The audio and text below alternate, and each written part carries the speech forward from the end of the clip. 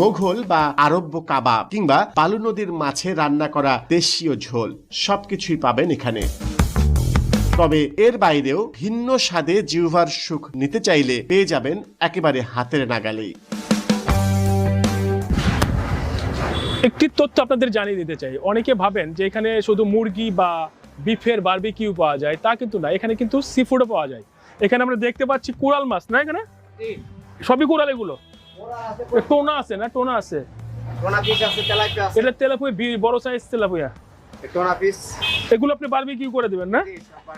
এগুলো মোটামুটি পিস হিসেবে বেচা হয়। এরকম বড় সাইজের একটা কোরাল যদি আপনার বারবিকিউ করে দেন, সেক্ষেত্রে কেমন টাকা নেন আপনারা?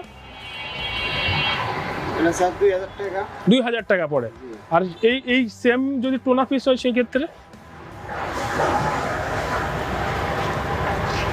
আপনার কম